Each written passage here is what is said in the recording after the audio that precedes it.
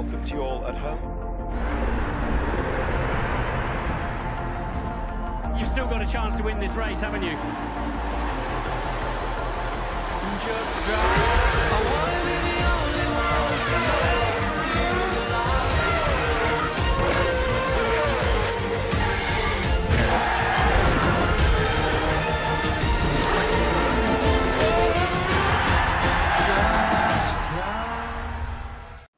Hey guys, Dre back at it once again with a brand new video for you, and welcome back to Dre TV, the motorsports related show where I talk about some motorsport while playing some motorsport games in the background or something. You get the drill by now.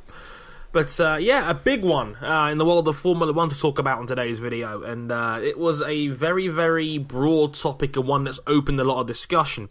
The F1 strategy group had another meeting, and it was apparently hailed as a big one because they felt like the sport was at a basically a crisis point.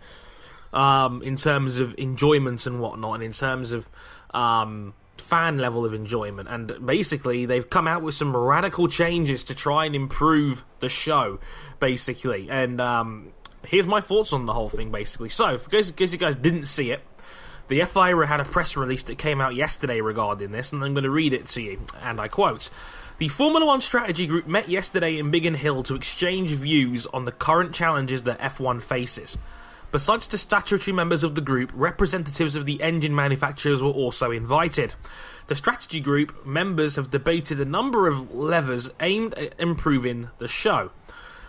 That's the key word there. Literally said improving the show was in the press release. An initial series of measures has been voted. For 2016, free choice of the 2 dry tyre compounds out of 4 that each team can use during the race weekend. For 2017, faster cars, 5 to 6 seconds drop in lap times through aerodynamic rules evolution, wider tyres, and reduction of car weight. Reintroduction of refueling, maintaining a maximum race fuel allowance. Higher revving engines and increased noise, and more aggressive looks. A few other measures have also been discussed, but require further investigation before they can be implemented.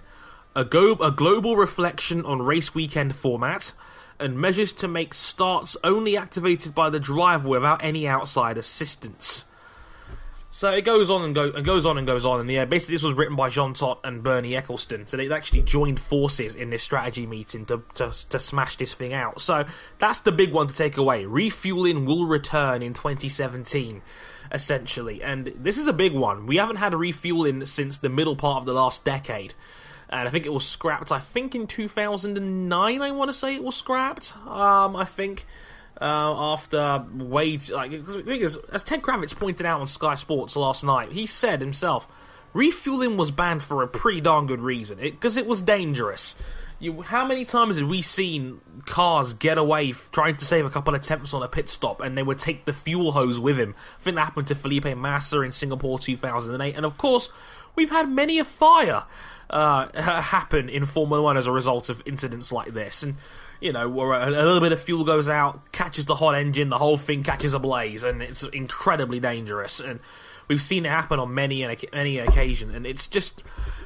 refueling was scrapped for a good reason, and I don't think it actually affected the racing too much, in my humble opinion. We've had great races and we've had boring races with or without refueling. I don't think having refueling there is going to make things interesting. I mean, it's clear they've done this to coincide with the 2016 rule of having a tyre compound change, and that is a little bit more interesting. Having teams be able to choose what tyre compounds to bring to a Grand Prix as their option and as their prime tyre. This could be interesting. Alongside, and you combine that with refueling, basically having that combined for 2017. In my opinion, it only works if Pirelli fundamentally changed the way F1 tyres are these days. And I say this because of the nature of Formula 1 back when we had refueling. When we had refueling, the tyres were rock hard. Often towards the later part of Schumacher's run, and when Alonso won his 2 titles, you weren't allowed to change tyres during a Grand Prix. And you just had to, basically, the only difference was you had to, the tyres had to go the whole race distance. That happened in 2005 when they changed the rules around to stop Bridgestone being so good, and therefore blunt Ferrari, who were getting too strong for its own good. So, back then, you had Grand Prix where essentially you didn't refuel, and didn't refuel, so you didn't change tyres. Sorry, and it's a difficult one because for refueling to really work and to have an implementation on strategy, the tyres have got to be super durable to be able to last a 1, a 2, or maybe even a 3-stop strategy, depending on what race level you're at. Pirelli's tyres are not currently designed like that. They're designed so that they degrade, and that was an implementation by the FIA to try and improve the show, was to have degrading tyres to basically put more emphasis on tyre saving and tyre management, an era that Sebastian Vettel was able to dominate, and Lewis Hamilton also got better on down the road. So if tyres keep degrading, what's the point of having them on low fuel loads? Because the tyres are going to degrade anyway, and you've got to change the tyres anyway. So for refueling to have a dramatic effect on races, you'd have to have super durable tyres, and we're not going to have that unless Pirelli changes the game around again. So for me, I don't see the gains in putting refueling back. And I know a friend of mine, Johannes Larsson, on my Facebook page, put a really intelligent comment talking about how V8 Supercars has a similar system where you have to use 120 litres of fuel during a race, and a V8 Supercar can only handle 118 litres of fuel with a full tank. So you had to change for fuel at some point, and you had to have a fuel strategy of some kind. So yeah, I totally understand how it could work. I just think the nature of how Pirelli are at could make things difficult. The tyre compound changes could make things interesting, but really, unless there's a massive difference between the tyres, again, I don't see what difference it's going to make. Like, the tyres have got to be fundamentally different for this to work. And even so, I just don't see the massive gains in having refueling. It's like, really, are we going back to 1999 here to try and make things more exciting? And that leads to a bigger point. And don't get me wrong, I like the idea of the cars being faster. I like having increased noise because the engines do sound decent. They just need more of it, more noise, and I get that. And higher refueling engines is nice, and you obviously going to try and improve the spectacle. In my opinion, the spectacle of F1 has never been the problem, because hardcore fans are going to watch F1 no matter what. Like, it could be 2 hours of seeing a driving turd go around Canada again and again and again, and people will still watch. Like, there's not enough fans that are willing to stop watching, in my opinion. And, I've always said, having drivers dominate was never really that big a problem, because Michael Schumacher dominated for 5 years and people still watched. And even, and to be fair, people say the same thing about Sebastian Vettel when the viewership ran down. I remember Pole Position made a video about how, is Vettel killing F1 by winning too much? No. Vettel wasn't even that dominant in that era. People forget this. Same with Schumacher. Schumacher did have competition during at least 2 of those 5 years he was at the top. The problem is not the spectacle. The problem is the frigging cost.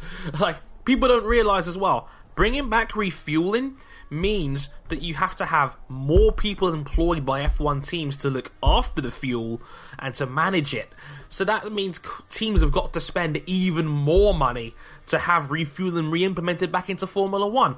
Like, the whole idea of the FIA talking about improving the show, it doesn't really matter, in my opinion. What matters and what the biggest danger to F1 is it's too expensive.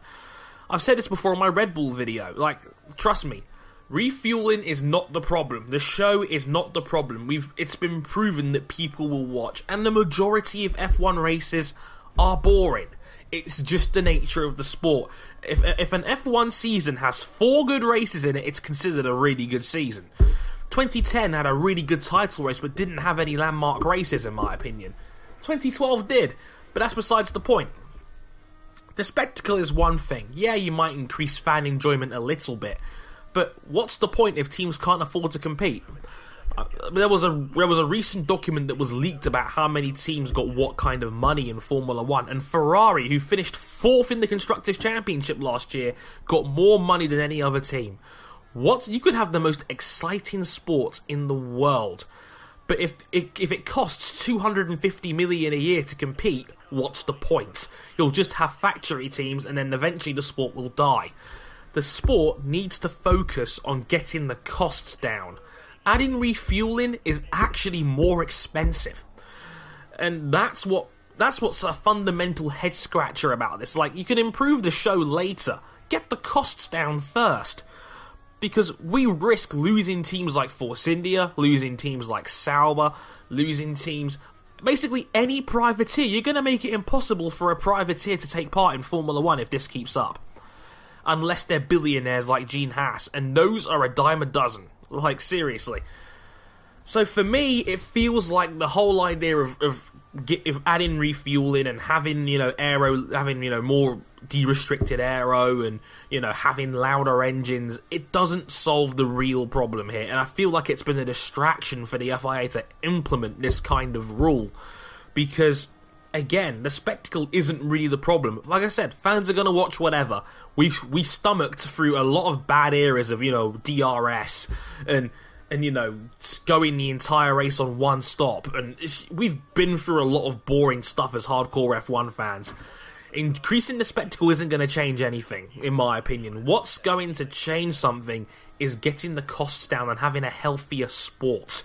That should be the number one priority. And I liked what Ron Dennis was trying to push the agenda of customer cars that wasn't able to be agreed on. And I'm glad there isn't going to be a fifth engine this season, because you want to get costs down. Encourage reliability and encourage teams to run less, and that's half the battle, because these engines are ludicrously expensive in the first place.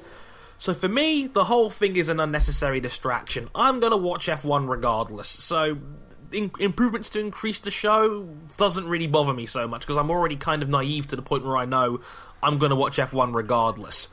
So for me, I feel like the priorities are missed.